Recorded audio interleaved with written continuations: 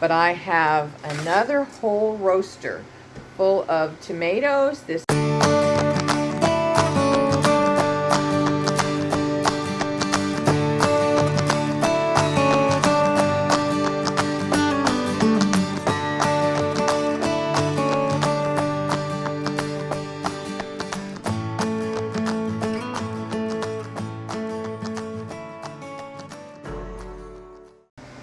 Hey friends, it's Celine. Welcome back to my channel, and today is a continuation of Every Little Bit Counts. Hashtag Every Little Bit Counts. This is put on, it's a challenge that is put on by Three Rivers Homestead, and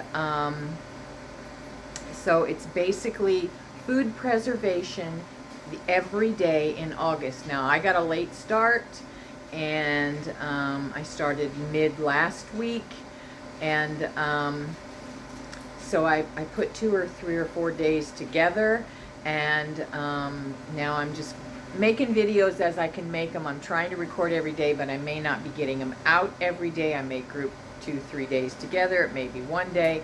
We'll see how it goes. My editing is it's lacking.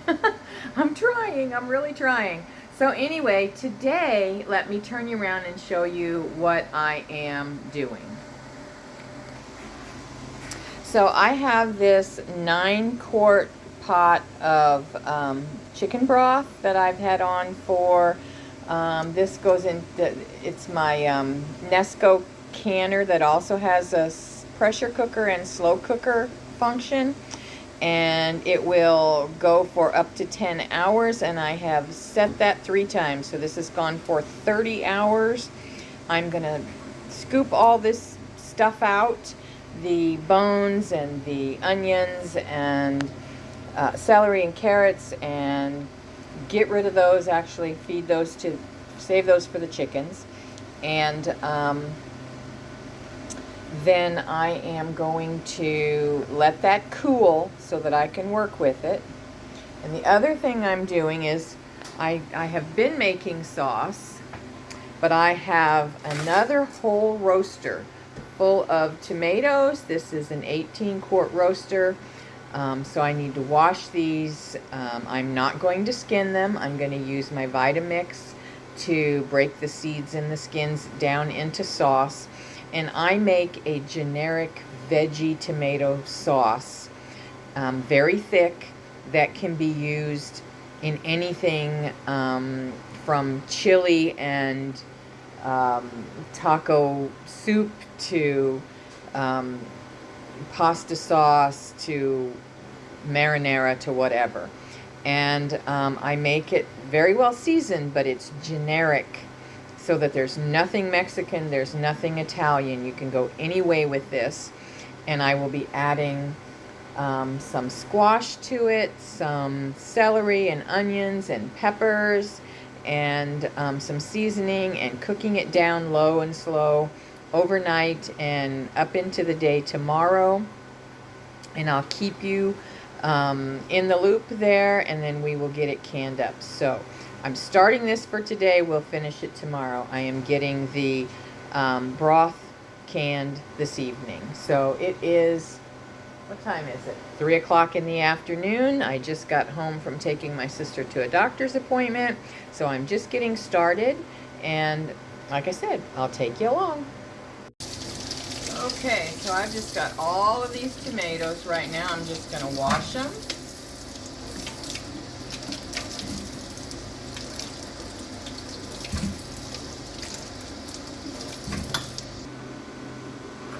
Okay, so now I am just taking my tomatoes in my little corer that I'm sure I got at Walmart or farm store or whatever. I'm sure I got it at Walmart, actually. I think it's a strawberry corer. And then that's all I'm going to do. I'm just going to, now I look for bad spots. There aren't any on this one. I'm just going to quarter that and throw it in. Now this one's got some pretty rough stuff here. So I am just going to get rid of that part. The rest is fine. that's basically, this isn't quite as ripe as I'd like it to be, but I don't have very many like that I'm throwing in here, otherwise I wouldn't do that. Because it's not very ripe, this core goes down a little bit deeper, so I'm going to dig a little deeper. No bad spots. And there we go. Anything that looks bad does not go in the pot. Yeah, nothing bad there. Got a little split. Nothing worse than that. I'll scoop that off. That's it. So when I get them all done, I'll show you what I do after that. So I've just got a few peppers here from the garden. That's all I've gotten so far. My peppers are just not ripe, and then I've got some of the rapicante squash and some onions that I pulled from the garden. And I am just going to use what I've got, and I'll be adding some dehydrated peppers to go with it. These look like jalapenos, but they're actually not jalapenos, and there is no heat to them at all. Plus I threw in a couple sweet peppers, and yeah, that's what I've got for peppers. And then I am going to chop up all of the smallest onions. I did not, and have honestly never had, a good onion crop. I have had to buy the majority of my onions because I just never have had luck growing onions. I don't know why, but these are the smallest, but none of them got very big. So yeah, I don't know what I'm doing wrong there, but hopefully I'll get it down next year.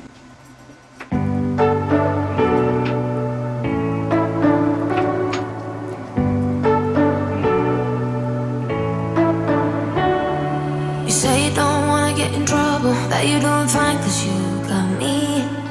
I don't wanna break your little bubble, but you gotta wake up to reality. Cause I can see in your eyes, your head is full of dreams. Tears aren't proof of failure, you just gotta let them flow without judge. There's so many ways to be happy. You can do whatever you like, you don't have to be ready. You just gotta trust the right, don't have to be scary. You just gotta follow the light, you're able to be happy. You can do whatever you like. You don't have to be ready. You don't have to be. I see you hesitating while you're waiting, like somebody's gonna give it to you.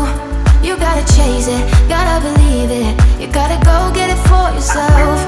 Cause I can see in your eyes, your head is full of dreams. Tears aren't proof of failure, you just gotta let them flow without judge. There's so many ways to be happy. You can do whatever you like, you don't have to be ready. You just gotta trust the right, don't have to be scary. You just gotta follow the light, you're able to be happy. You can do whatever you like. You don't have to be ready. You don't have to be. You don't have to be ready. You don't have to be. You are like me, and I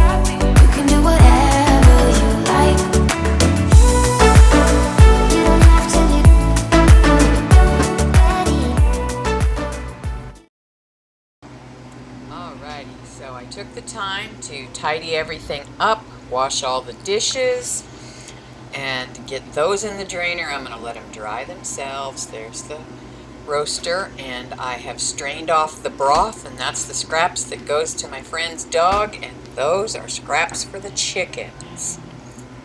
And jars are ready to go. So I thought I had the camera going, but I did not. Whenever I was doing all of the jarring up and everything of the broth, I almost forgot the rack on the bottom of the canner. Can't do that. Gotta have something on the bottom to keep the glass from breaking. And I'm just gonna set my Nesco electric canner. I love this thing. And it is, I think if I recall, 25 minutes per quart, and that's it.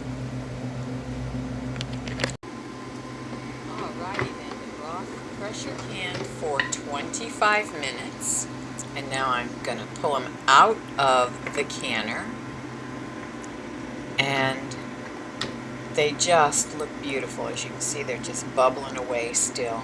Now this canner quit an hour ago. It was done an hour ago, but this canner will not open until all the pressure is gone, and that takes about an hour, right at an hour. And so here we have just gorgeous broth. I don't know why it turned out so dark this time, because it is chicken broth, but it could be because it was from a roasted chicken perhaps. I don't know. But anyway, it tastes good. It's delicious, and 4 more on the shelf. Okay, so it is day 2 for the sauce. I left it on very low overnight. It was about 200 degrees, and now this morning I am using my stick blender, and I am blending it up. Now this is not going to be the final blend. This is simply to get the chunks out, just kind of de-chunking so that I can season it and get it where I want it. And then after it's cooked a while with the seasoning, then I'll blend it up to where it's very, very smooth. So it takes a few minutes with this stick blender, but this does a decent job. Again, it doesn't break up the seeds, it doesn't get rid of all the skin, and that's what I want. I want a nice smooth sauce, but this does do a really good job of breaking it down. Okay, I feel like that is probably as good as I need it right now. I could get it smoother and have it break down even better, but I'm really okay with this because I'm going to do that at the end whenever this is finished. So now I'm going to season it up a little bit. And I am using Goya adobo. Again, this is incredibly salty, so really be careful how much you put in here. It's basically onion salt, or onion and garlic powder, and lots of salt. So you want to really be careful with how much salt you're using otherwise, and be aware of that. Now this is my house seasoning that I make, and I'm sure you've heard me tell you 100 times how I make it. It's simply a jar of steak seasoning, onion powder, and garlic powder, and I put it all in a blender. And then this is just generic seasoning I get from Aldi. It's kind of like a seasonal. There's no salt in it at all, and it gives it a really good flavor. Now remember, I am keeping this generic. No chili powder, no cumin, no basil or oregano. I want this to be able to be used for absolutely every kind of sauce I might need, or anything I may need sauce for.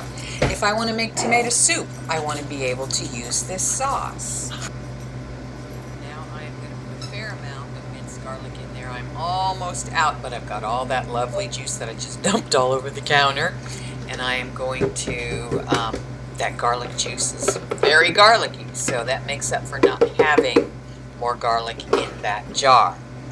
But we love our garlic. I'm telling you, everything I make is pretty garlicky. Okie doke.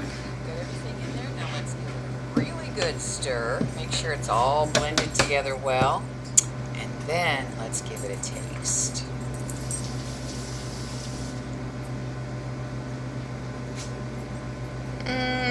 It needs something. That wasn't enough garlic after all, so I'm going to add another decent sized spoonful. That was probably a good tablespoon. And I'm going to add a little more of that generic seasoning without the salt. Let's give it a stir and see if that did it.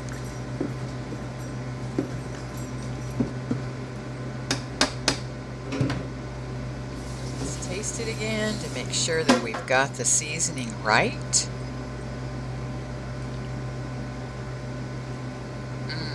Yep, that's good. Now I did forget to film this, but I did later on go back in and add about a healthy half a cup of sugar. So I let the sauce cook a couple more hours, and now I am ready to blend it up. And this is my Vitamix, and it does a wonderful job of just making a beautiful, beautiful, smooth sauce. So I'm just going to make sure that lid's on good. That's my horror thought every time I use this thing when I make sauces. Oh, if that lid flew off, wouldn't that be awful? But anyway, it just does a great job of blending this so nice and smooth and pretty. And it's also really convenient because I can take it from the pitcher and pour it right into the jars, and it just makes it so.